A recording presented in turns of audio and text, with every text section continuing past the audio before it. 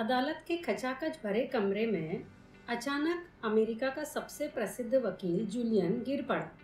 मैं उसका assistant John.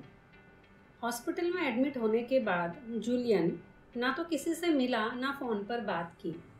एक दिन मुझे खबर मिली अचानक कि जूलियन ने वकालत ही छोड़ दी है। अपना मकान बेच दिया, अपना सारा प्रॉपर्टी बेच दिया, अपना प्राइवेट आइलैंड बेच दिया, अपनी फेवरेट फेरारी बेच दी और वह अपने कुछ सवालों का जवाब पाने के लिए इंडिया चला गया।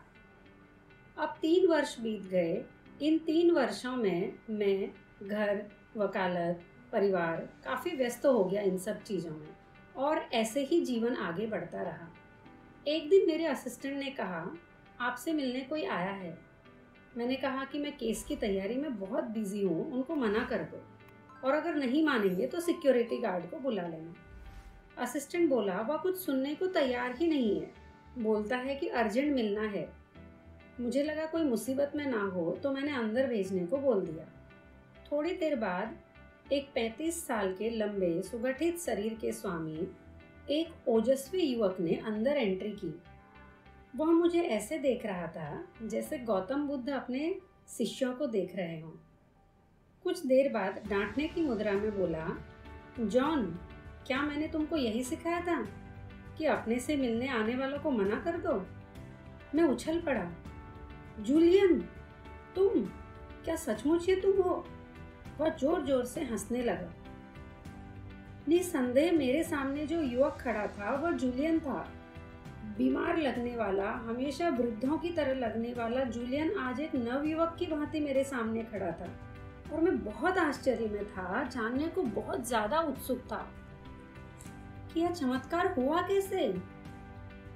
दोस्तों, इससे पहले कि हम जूलियन की भारत की यात्रा के दौरान क्या क्या हुआ यह सुने, मैं आपसे रिक्वेस्ट करूंगी कि अगर आपने अभी तक बोलती किताबें चैनल को सब्सक्राइब नहीं किया है तो चैनल को जल्दी से सब्सक्राइब कर लीजिए। चलिए आगे बढ़ते हैं। आज जो बुक हम लोग पढ़ने जा रहे हैं वो best selling book the monk sold his Ferrari है, जो रॉबिन शर्मा द्वारा लिखी गई है। रॉबिन शर्मा का जन्म कनाडा में हुआ था। ये एक वर्ल्ड फेमस मोटिवेशनल स्पीकर है। The monk sold his Ferrari के अतिरिक्त इनकी फेमस पुस्तक है mega life, who will cry when you die, great guide. ऐसी बहुत सारी मोटिवेशनल बुक्स इनके द्वारा लिखी गई हैं। मॉन्क सोल्ड हिज फेरारी में ऑथर ने बताया है कि जीवन में पैसा कमाने के साथ साथ, सक्सेस के साथ साथ बाकी कामों को करते करते आनंदमय जीवन कैसे जिया जाए, अपने सपनों को कैसे पूरा किया जाए, जीवन के असली लक्ष्य तक कैसे पहुंचा जाए। पुस्तक की शिक्षा को उन्होंने अमेरिका के एक लॉयर जूलियन के उदाहरण के माध्यम से प्रस्तुत किया है। चलिए देखते हैं कि जूलियन की भारत यात्रा कैसी रही, वह वहां से क्या क्या और कैसे सीखता है। जूलियन अपनी भारत यात्रा के बारे में बताते हुए कहता है कि उसने वहाँ बहुत सी यात्राएं की, भारत के बहुत सारे साधुओं और ऋषियों के दर्शन किए और ज्ञान प्राप्त किया।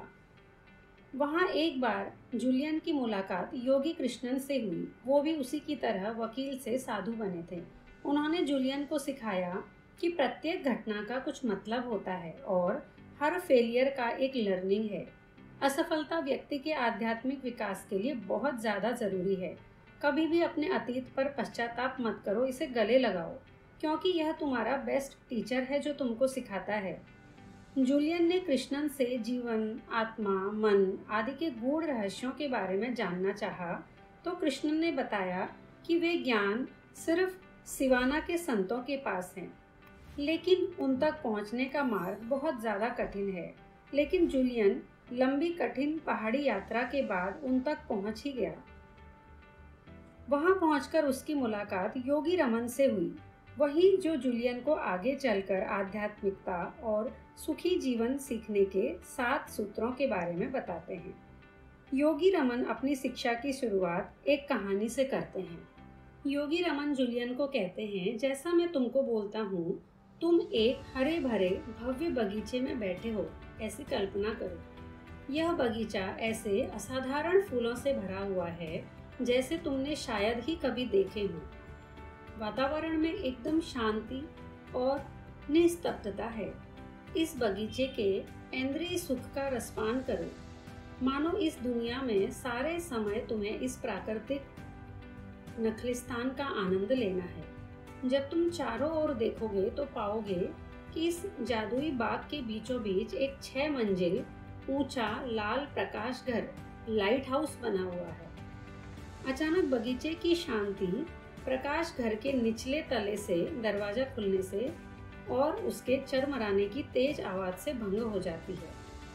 9 फुट लंबा 900 पाउंड का जापानी सूमो पहलवान दरवाजे से बाहर आता है। वह कभी कभी बाग के बीचों बीच घूमता है और सूमो पहलवान ने अपने कुछ अंगों को गुलाबी तारों से ढक कर रखा है। जब यह सूमो पहलवान बाग में घूमना प्रारंभ करता है तो उसे एक सोने की चमकदार सुई वाली घड़ी मिलती है जिसे बहुत साल पहले कोई छोड़ गया था। वह उस पर फिसल जाता है।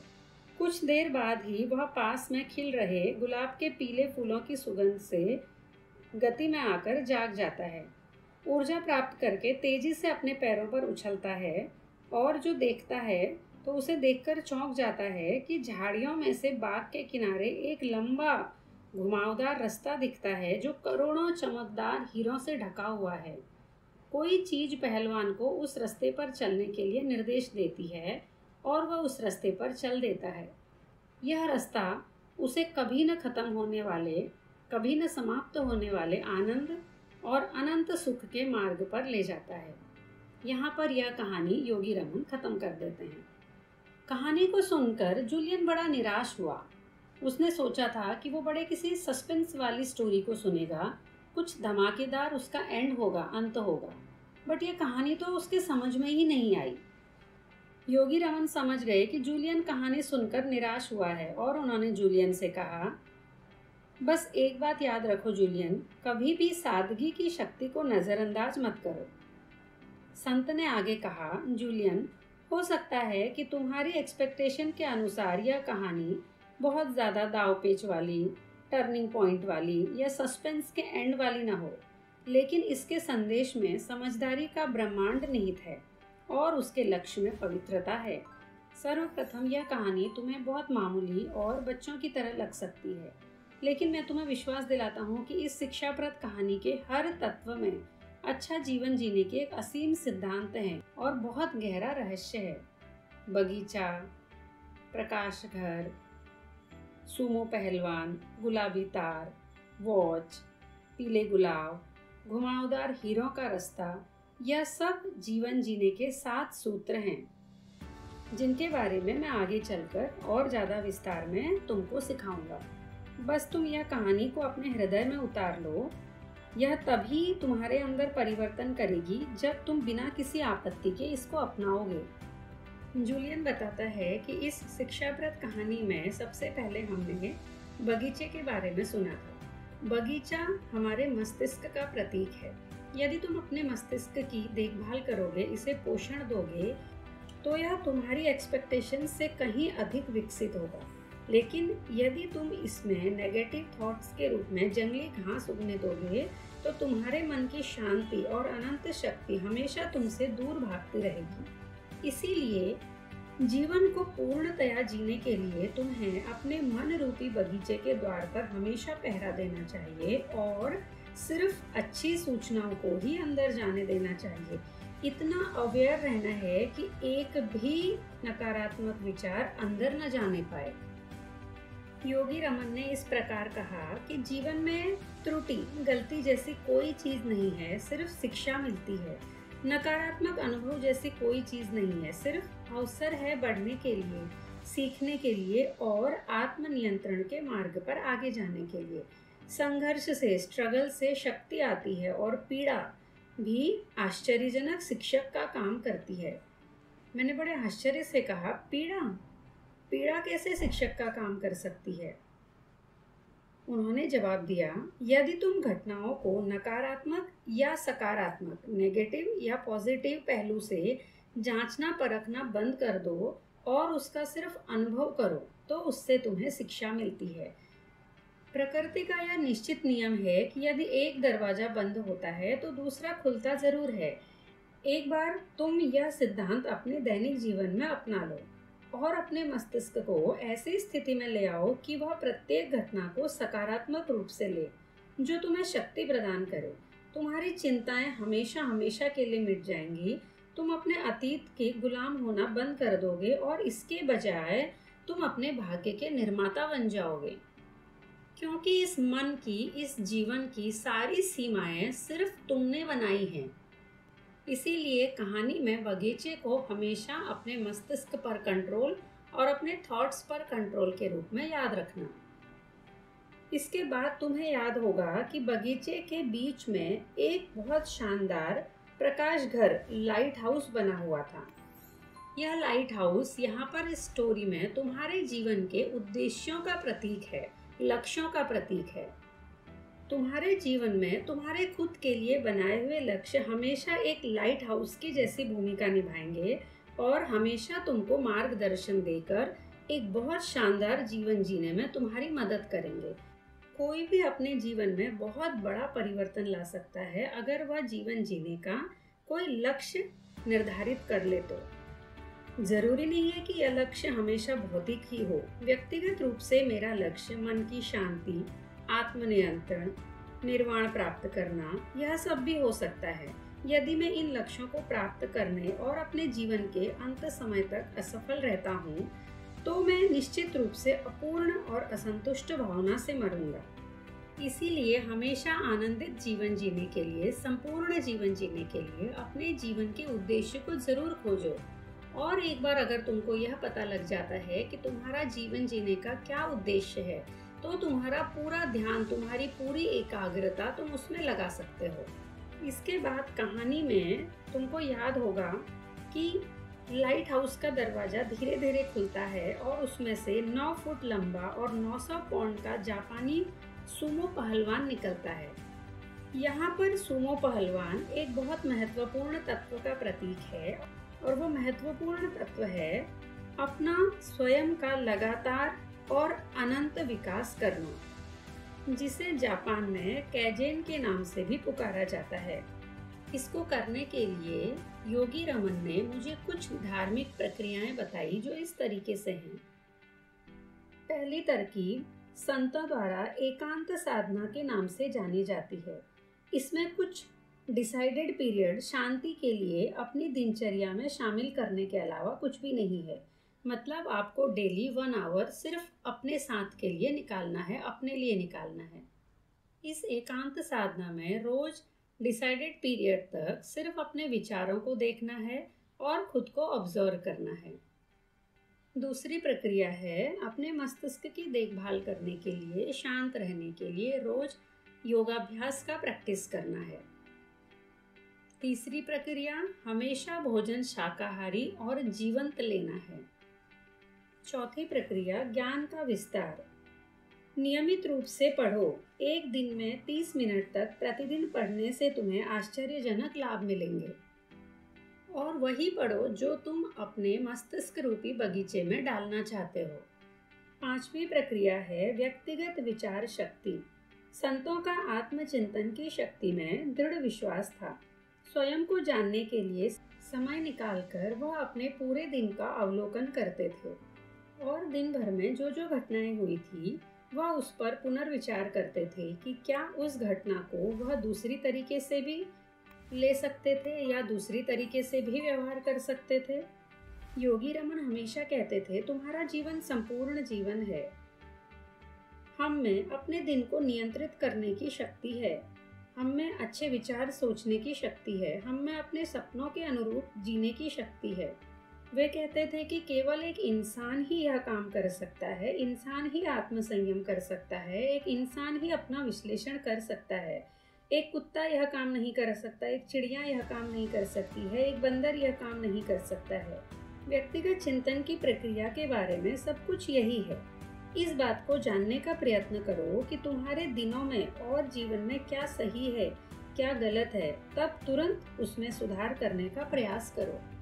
स्वस्थ जीवन की छठी प्रक्रिया है सुबह जल्दी उठना। सुबह जल्दी उठने से तुम्हारे समय को लेकर जो भी शिकायतें हैं वह खत्म हो जाएंगी और वह समय ऐसा समय है जो तुम खुद को दे पाओगे।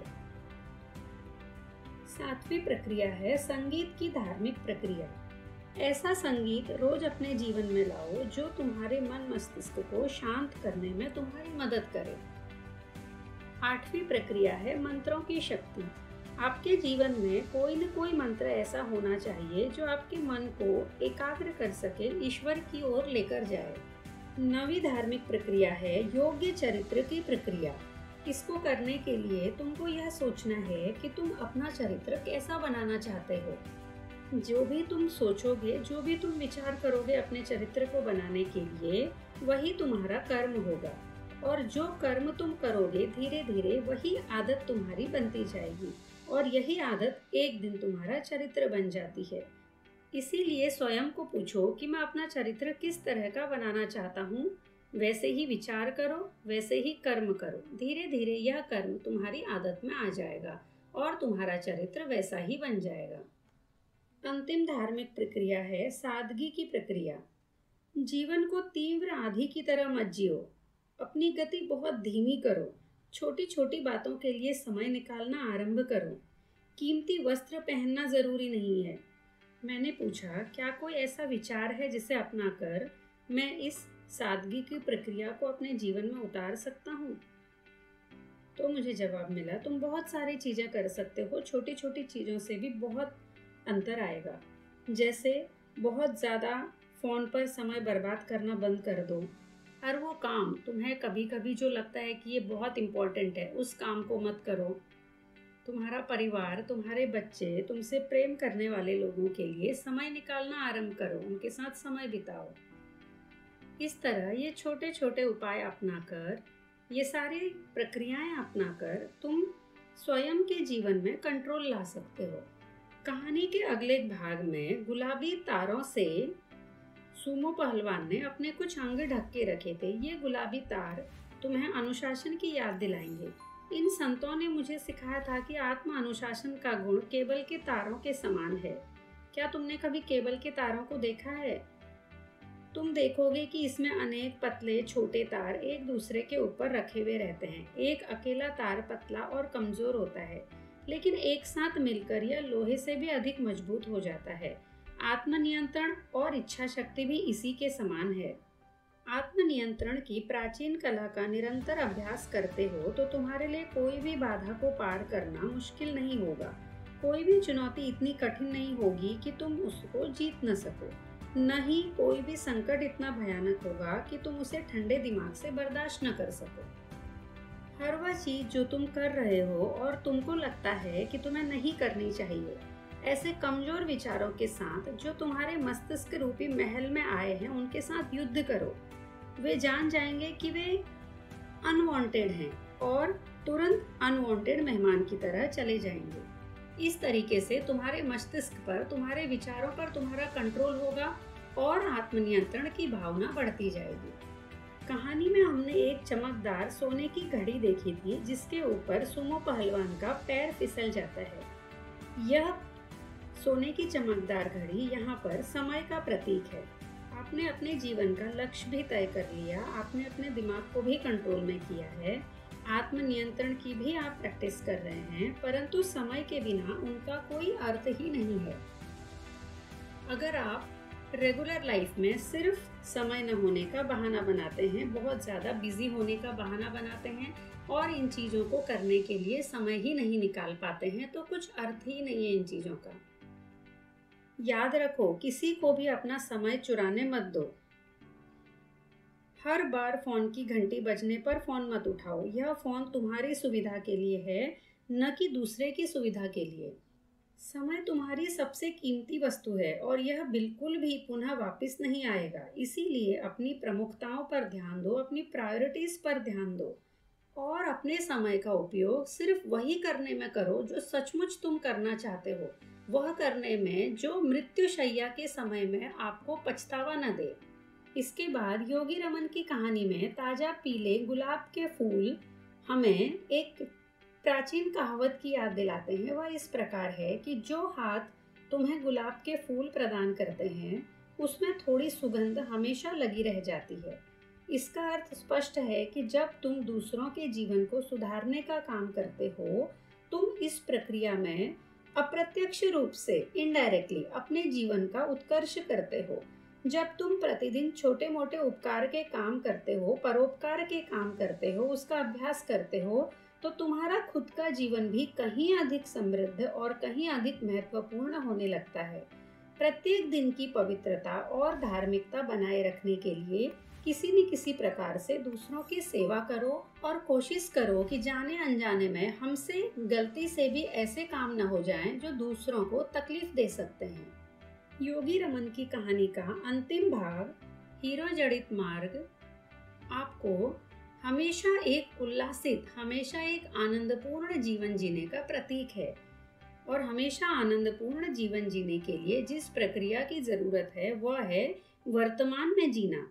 वर्तमान में जीने की यह प्रक्रिया अगर आपने सीख ली तो आप हमेशा एक आनंदपूर्ण जीवन बिता सकते हैं, आज ही नहीं, फ्यूचर में हमेशा हमेशा के लिए। इसके लिए आपको करना सिर्फ इतना है कि आपको हर पल यह ध्यान देना है कि मैं अभी क्या सोच रहा हूँ, मैं अभी क्या महसूस कर रहा हूँ, मैं अभी क्या कर्म कर रहा हूँ। यही सोच, यही विचार, यही महसूस करना और आपका अभी जो आप काम कर रहे हैं यही आपका अगला पल बनाता है और इस तरह धीरे धीरे यही आपका पूरा फ्यूचर बनाता है। आज तुम्हारे पास जीवन जीने की क्षमता के प्रति सचेत होने का मौका है। हर पल यह मौका है, कहीं अधिक देर न हो जाए। समय सचमुच तुम्हारी उंगलियों से रेत के कणों की तरह फिसल जाता है। इसीलिए इस नए दिन को अपने जीवन का निर्णायक और महत्वपूर्ण दिन बनने दो। इस दिन तुम हमेशा के लिए अपने लिए वास्तविक महत्वपूर्ण चीजों पर ध्यान देने का निर्णय लो। उन लोगों के साथ अधिक समय बिताने का निर्णय लो जो तुम्हारे जीवन को वास्तव में अर्थपूर्ण बनाते हैं। और सबसे महत्वपूर्ण बात, प्रत्येक दिन इस प्रकार जियो मानो यह तुम्हारा अंतिम दिन है। दोस्तों, मैं उम्मीद करती हूँ कि the monk sold his Ferrari यह पुस्तक आपको पसंद आई होगी। आपको अगर कम समय में, सिर्फ 5-10 मिनट के समय में इसको सुनना है तो वह भी इस चैनल पर एक शॉर्ट समरी के रूप में उपलब्ध है। आप उसको भी एक बार ज़रूर सुनिए। तो चलिए मिलते हैं फिर एक नए वीडियो में, एक नई बुक और एक नई लर्निंग के साथ में। Thank you.